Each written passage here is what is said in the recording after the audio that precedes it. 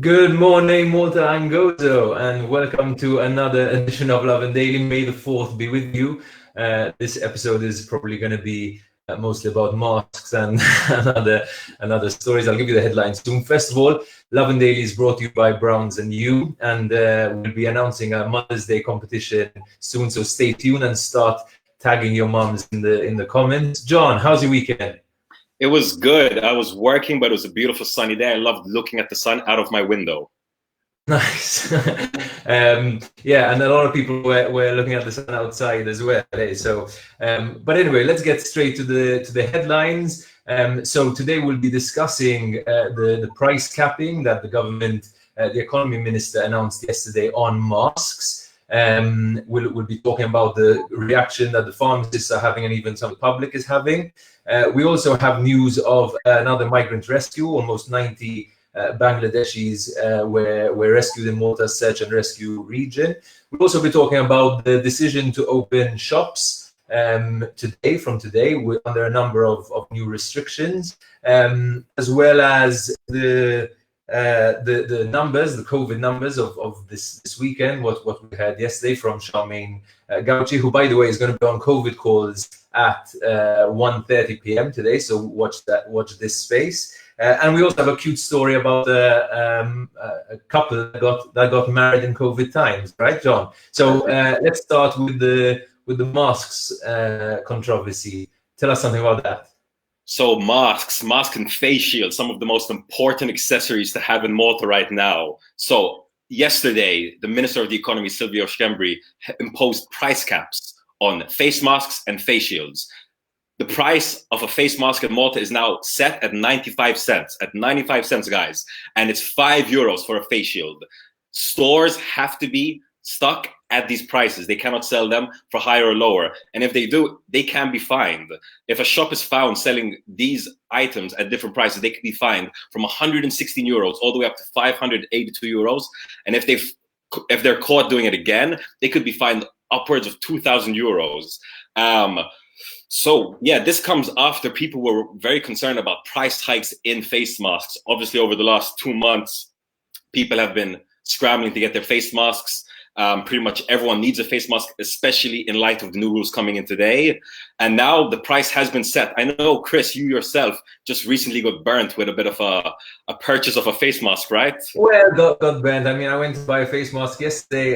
It cost me, I think it was €20 for 5. And I know there were some fancy masks, I guess. But I think like what needs to be said about this, I mean, obviously, you know, in a situation like this, you're going to get people who abuse the system, people who try to capitalize on the system. But I must say, I think the sort of outrage that we're hearing from people in regard to pharmacists, I think it's going a step too far. So let's just recap a second. The pharmacists are saying, the Chamber of Pharmacists are saying, we can't sell masks if we're going to have to sell them at a loss. Let's not forget that a lot of them are saying they've bought masks for more than 95 cents. So they're now going to have to be selling them at a loss, and that's already like a highly problematic situation. We're also hearing of people going to pharmacies and asking for refunds or calling pharmacists thieves and things like that. And I think we need to remember there's obviously a chain over here. You know, first of all, a lot of masks are being imported, and with so much demand globally, it becomes quite difficult for a country like Malta to buy masks at certain prices. You know. And then you also have the agents and the importers and then the pharmacy owners and then the pharmacists. And I think it's really important to keep in mind, you know, pharmacists are among the frontliners who've been celebrating all this time for good reason. You know, they're going out of their way. Many of them are delivering products to people in their homes and you know, really trying to go the extra mile. So I think we need to kind of take things into some sort of context. Also, I think the pharmacists were quite right to say that they should have been consulted by the economy minister. You know, going from a week of saying, urging these pharmacists to stock up with masks, and then telling them, you know, in the last minute that like they've got to cap these prices at these prices without consulting them is quite problematic. Having said that, obviously, there is this reality. Everyone needs masks now, and masks shouldn't be very expensive. Interestingly, Italy, for example, I believe the cap over there is 50 cents. So some people are actually saying the cap in Malta is generous. But let's not forget, Malta's economies of scale are very different, and we don't know the full ins and outs of what pharmacists are experiencing right now. So I think a level of reasonableness. Let's not forget, we're all in this together anyway. And I don't know. I just don't like the kind of antagonism that this has sparked. I mean, I think there's a reality to having bought at a certain price and not being expected to sell at a certain price from a business perspective.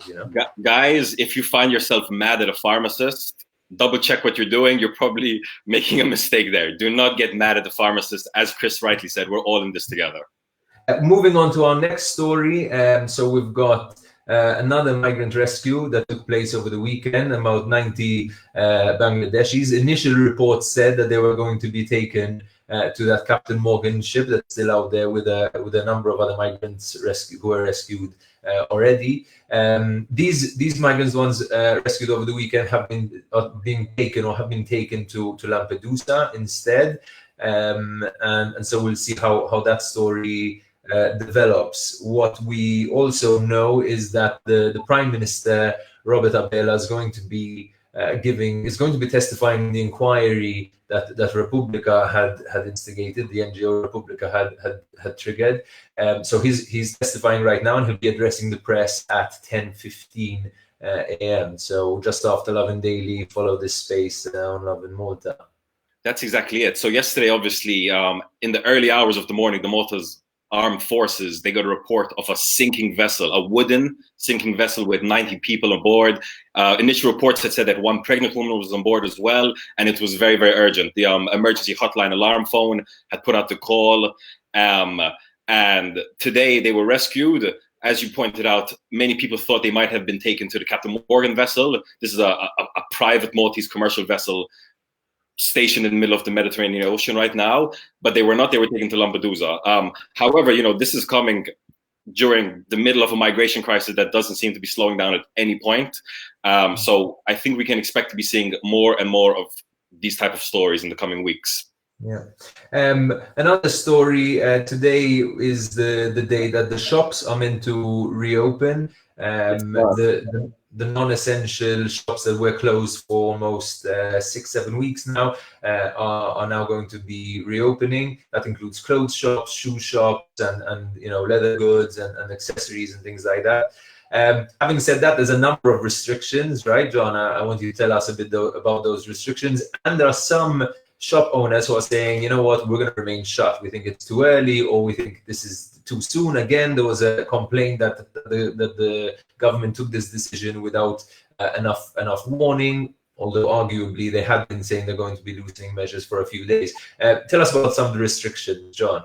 So as you pointed out, we can go to clothes shops again, we can try out shoes again, but under some new rules. For example, changing rooms will not be allowed. So some stores will actually allow you to take the clothes you'd like to purchase home, try them on, and you can even return them, and the shop will have to quarantine the clothes for 72 hours. So as you can see, there's a lot of efforts being put in just to allow you to go back to shopping. Shoe stores, you can go inside a store, but you have to wear overshoes to safeguard against direct contact with the products. Stores themselves now have to have hand sanitizers at the door. Obviously, you must wear a mask when going into stores now. It is highly recommended, though it is not illegal not to go in. But guys, if you're going into a store, for your own protection and for everyone else's protection, wear a mask. And as you pointed out yourself, Chris, some store owners are feeling in two ways about this. A popular store owner, actually, we reported about this on lovinmalta.com, who owns a series of clothes stores, said, listen, I've been losing money for the last few weeks. Okay, we'll be reopening, but business is going to be slow. Is it worth reopening, putting myself at risk, putting my family at risk for a slow business day? I think a lot of people are in two minds about this. I think over the next week, we'll see how it develops. Yeah, it should be interesting, and maybe this masks thing will also have another impact on these shops, right? Because if you need a mask and you're not going to be able to buy masks because pharmacists are really not been given direction not to sell them, because there's this reality that many of them have bought masks at a higher price than the government is saying it's allowed to sell them. So we're going to be seeing how that develops throughout the day. Another COVID related story. Yesterday we had some new numbers. 9 new cases were registered yesterday, and there were a number of recoveries as well, which have taken down the active cases down to just 81 active cases. Wow. So not thankfully not the massive tsunami and burden the healthcare system was expecting to deal with. And many of these cases, including yesterday's, were asymptomatic, so not even seeing any symptoms. It's just a result of a lot more testing. Just a point as well, as we said earlier, Charmin Gauci, who's become a bit of a superhero. In fact, we've got the t-shirts that we've made. Check them out at souvenirs-that-don't-suck.mt.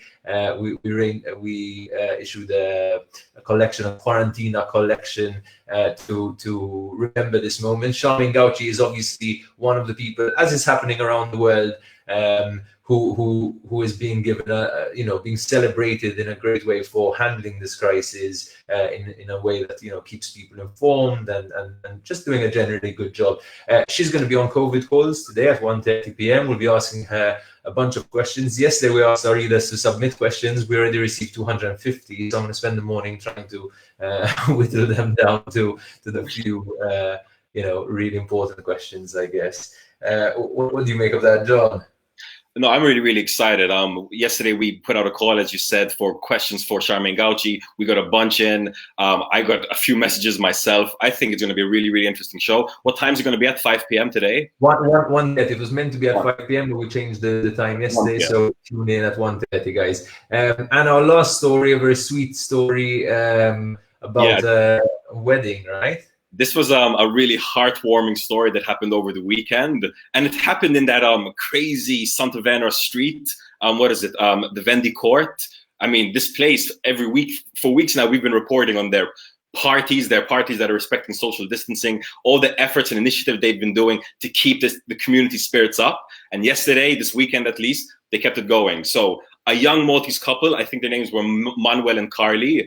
Apparently last week they had to cancel their wedding. So obviously they had their wedding planned. They had to cancel it because of COVID-19. And during this outside party, a DJ called for the young couple to come down.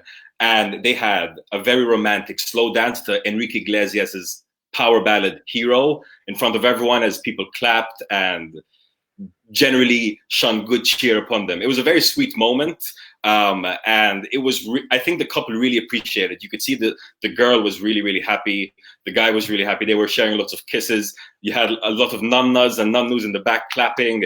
It was just a really, really sweet moment, community-driven moment that is so Maltese. And it was so sweet to see in the middle of this pandemic. So well done to the court. I really appreciate the fact that they did it.